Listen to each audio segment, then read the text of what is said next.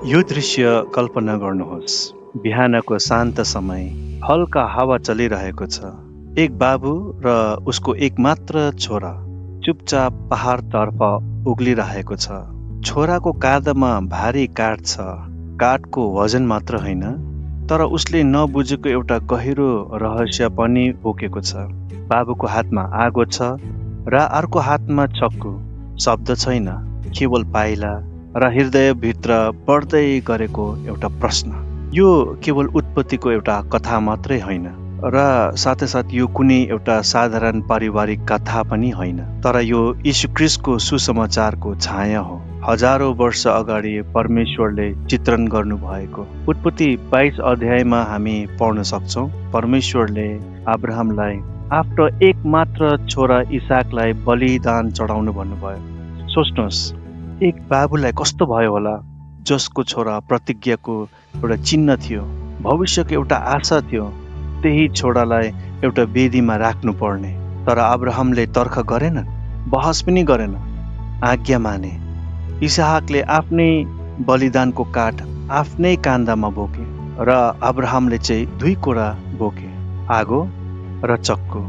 आगो न्यायको चिन्ह, चक्कु क्रोधको प्रतीक। केही समयपछि इसहाकले मन तोड्दै सोध्यो, बाबा, आगो छ, काठ छ, तर बलिदानको थुमा कहाँ छ? उत्पत्ति 22:7। यो केवल प्रश्न मात्रै थिएन, यो मानवताको प्रश्न थियो। अब्राहमले आफ्नो आँखाको अगाडि नदेखे तापनि विश्वासले जवाब दिए, परमेश्वर आफैले थुमा दिनुहुनेछ। उत्पत्ति 22:8। शताब्दीहरू बिते, समय परिवर्तन भयो, तर परमेश्वरको योजना परिवर्तन भएन। अर्का एक पिता आफ्नो एकमात्र पुत्रलाई त्यही क्षेत्रतर्फ डोराउनुहुनेछ, मोरियाकै दिशामा।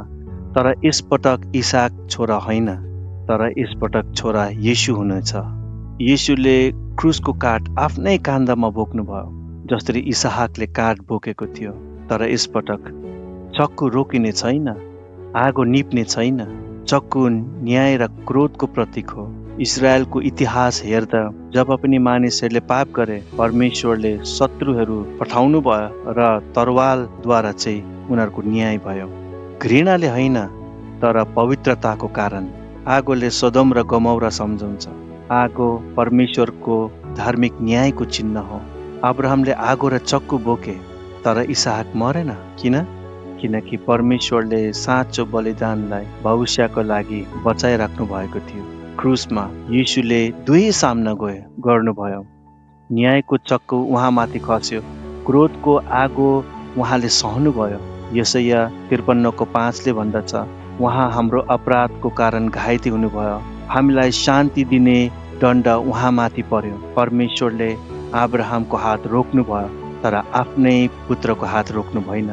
इसहाकको साटो एउटा भेडा दियो, हाम्रो साटा येशू दिनुभयो।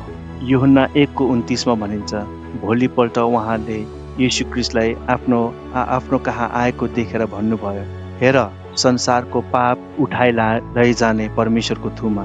जहाँ इसाक बाँच्यो त्यही पहाडमा येशू मर्नुभयो। यस घटनाले हामीलाई एउटा गहिरो सत्य सिकाउँदछ, परमेश्वरले हामीबाट त्यो कुरो कहिले माग्नु भएन जुन कुरो उहाँ आफै दिन तयार हुनु भएन। आगो र चक्कु इसहाकको लागि थिएन, त्यो येशू ख्रीष्टको लागि थियो। आज यसै कारणले हामी डरमा होइन, दण्डमा होइन, दोषमा होइन, तर हाम्रो पापको लागि क्रुसमा मर्नु भएको येशू ख्रीष्टले गर्दा हामी मुक्त र स्वतन्त्र भएको छौँ।